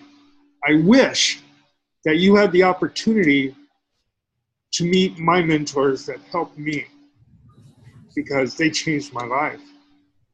And I care about each and every one of you. I want you to be successful. I want to help you achieve whatever you wish to achieve. And I want to grow this team, because I think it's all part of making this industry a better place for everyone. So Absolutely. I will give you the coaching. If you want it private, you control your coaching. You can say, private message me. Don't put it out there in public. And I'll be happy to do that for you. Okay? Thank you. All right. Jane, are you on? Can we hear you now? No, we still can't. You're muted. How's that? There Hey, we Jane, go. you're alive. Okay, good. Something was not right in my settings. I sort of joined in, I guess, after the fact. I still need to fulfill my call with Patrick. However, just from listening to you today, I found it very informative and really exciting. I just wondered if you could quickly give me the 5 points that you want in the video. Absolutely. I'd be happy to. I sort of took it down as a little bit of an introduction. Right, you want to give the welcome the group. Then you want to do your earn the right. Here's your story. Okay, so as far as that goes, just a little small, like 30-second blurb of who I am. And Usually if you do a 60-second one, okay. that gives you enough time to tell pretty much what you need to do to give you, okay? And then you're going to do the with them, what's in it for me, okay? And then you're going to do the code of the classroom, how to maximize your learning. You're going to set up the learning, okay? And that's the 4 things you're going to do. Okay. Okay? I got that. I'll work on that. And thank you. It was a really great meeting. I really enjoyed it. Well, great. We have a great 2018 ahead of us, and even more exciting things coming down the line. So I'm glad you guys are all here. It's going to be a fun journey, and nobody makes it on their own. We do it together. So we're only as strong as our weakest link. So let's make sure that everybody is feeling good about where they are. Sound great? All right, super. Ashley, I'm going to turn it back to you. Listen, everybody, from my heart to yours, I'm out. Any other questions? Does anybody else have any other questions before we leave? There is a second one next Monday, the 5th. I'm sorry we didn't want to make them so close, but just the way the calendar worked, that happened. I did see, is it Lydia? You have a question? Yes. Could Dennis repeat those 8 secrets again? I was taking notes and I have more than 8 bulleted. You know what? You may have more than 8 listed because there's some of them that have 2 in one of the slides. Okay. So, I'll tell you what, Lydia. Why don't I go ahead and post them on the resource page? There you go. You guys good with that? Yeah. I'll post them on the resource page, and you can pick them up there. Sound good? Thank you very much. All right, great. And just to confirm, our only homework is to redo the 5-minute video. That's the only homework, right? 5-minute video, yes. Do you want us to redo them right now? Or I do you would- want to give the constructive criticism of what's there already? Well, why don't you, when you post it, put on your tagline, put second video. And then I'll leave the second one alone. I'll look at your first one, and I can give you some coaching on the first one as well. Okay. Because I'm a recovering perfectionist, so I'll take all the coaching I can get. Okay, great. Good. Dennis, sorry I took up so much time. Who said that? Me, Sharon. Well, no, honey, that's okay. We know, I still felt got bad. Look, we still finished. We got 1 minute left. Okay. You know, so we're doing good. Okay. All right, everyone, if you guys have any questions, feel free to call or email. We will end this if there are no more questions. Just one quick one, Ashley. Yeah. Do I have all the information as far as forwarding that video on to Dennis, or you might need to, we might need to add you to the Facebook page. Okay. So what I'm going to do is I'll email you the link, and if anybody else is not a Facebook friend, please let me know. But I'll email you the link to the personal page that you're going to friend request, and then once we become friends, then I can add you to the private page. So we have to become friends on our company Facebook page, not on like the F18 page or the Enjoy page. It's the actual person page. So I'll email you that link, and once you add us as a friend, we will add you to the group. Okay, and I also, I did leave you a voicemail just to try to set up that call. Yes, I was going to give you a ring as soon as this was done, because I do have time on Wednesday. So I'll give you a call right now. Great, thank you. All right, everyone. Well, have a great day. Thank you for joining us. Thank you guys. See you Monday. Bye-bye. Bye. Thank you.